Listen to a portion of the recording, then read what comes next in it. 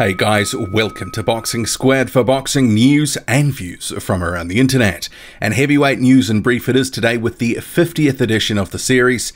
If you like these videos, please hit like, subscribe if you already haven't, and thanks for watching. A decision on who Anthony Joshua will fight next will be made this weekend and announced next week according to promoter Eddie Hearn.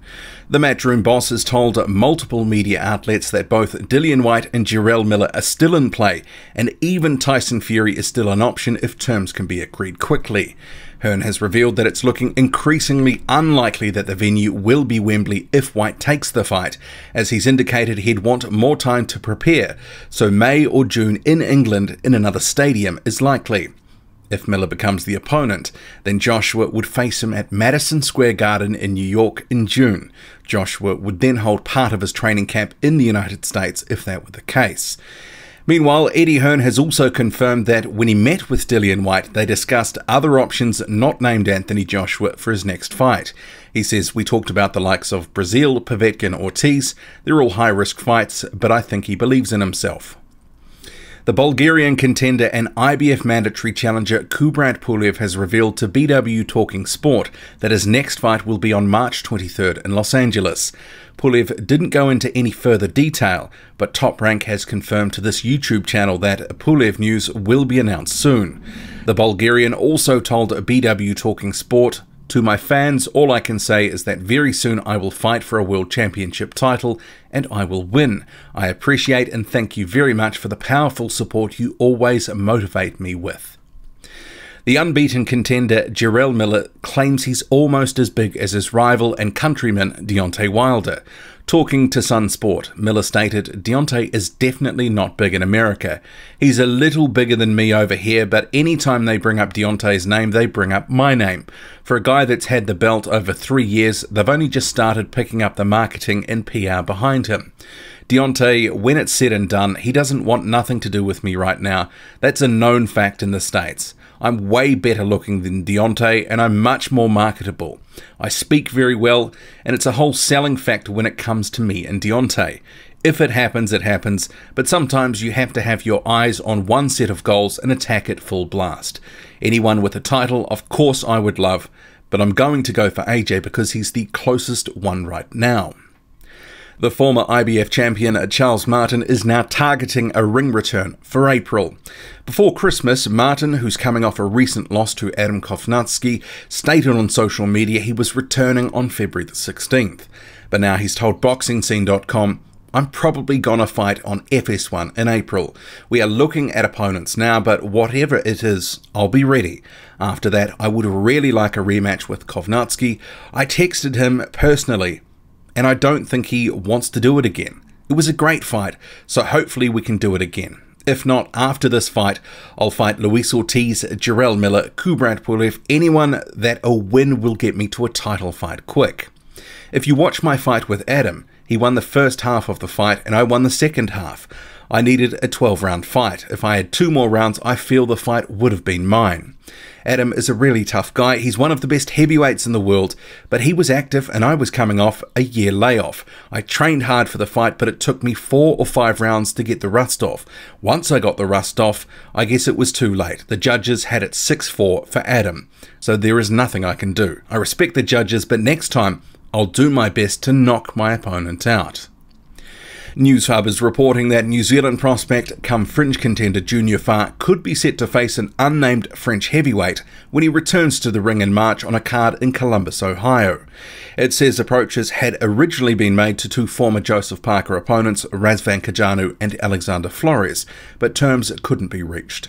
Farr and his management have made no secret they are targeting a domestic clash in New Zealand with Parker eventually. For this upcoming fight in March, an approach was also made to well-travelled journeyman and former title challenger Kevin Johnson, as well as Rydell Booker, but nothing was agreed.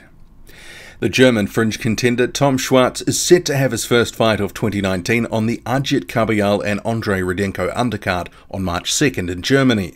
Schwarz will defend his WBO Intercontinental belt in a 10-rounder against a yet-to-be-named opponent. And the card here on screen, you can see there are currently 6 listed heavyweight fights on that bill, so that's going to be a stacked heavyweight card. The Australian heavyweight Lucas Brown is promising big things when he travels to the UK shortly. The 39-year-old, who has a record of 27-1, will have a tune-up in Scotland in early March before facing Gallen in April. I hope everyone's as excited as I am for this Gallen fight coming back over to the UK. March 2nd in Scotland first. Show you what I got, show the new body, the new fitness, the new team, the new look, the whole lot. So I've made the necessary rectifications to what was going wrong for the white fight.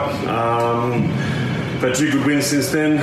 Looking good, feeling good, lighter than ever, better than ever. So I'm extremely excited about heading over to the UK, showing everyone what I've got, what's on the cards. I think myself and David Allen are a very, very good fight because we're both just going to not talk shit, just come forward and fight, which is great. So 2 heavyweights, humble fellas, like coming forward and bashing. So I can't wait to get over there, and please stay tuned because it's going to be awesome. So yeah.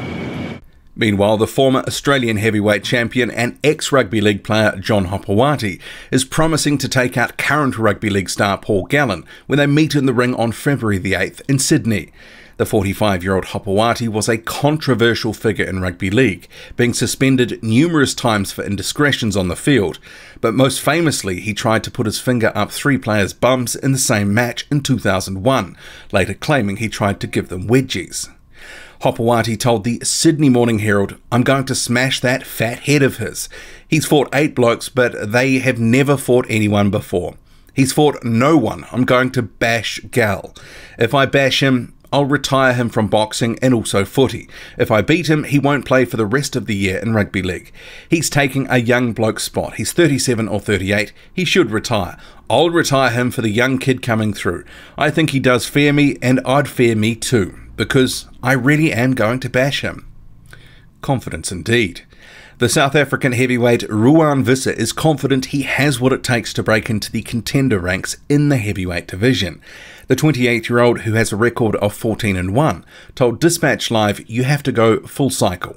At 28 years old, I consider myself young enough to be able to work my way to the top by going the right route. I'm still learning. I'm still growing as a fighter, especially considering that I campaign in the heavyweight division. I still have a lot to learn, and experience is really what I need. That is why I strongly believe an opponent like Elvis Moyo is the right man to give me that opportunity to gauge myself because he has got experience." Visser, who is trained by James Ali Bashir, will face journeyman Moyo of Zimbabwe, who has 8 wins, 5 losses and 2 draws to his name, on February the 10th in Pretoria. That's it from me. As always, drop a comment, loud and often. Hit like, hit subscribe, follow me on Twitter, boxing_squared. I'm out.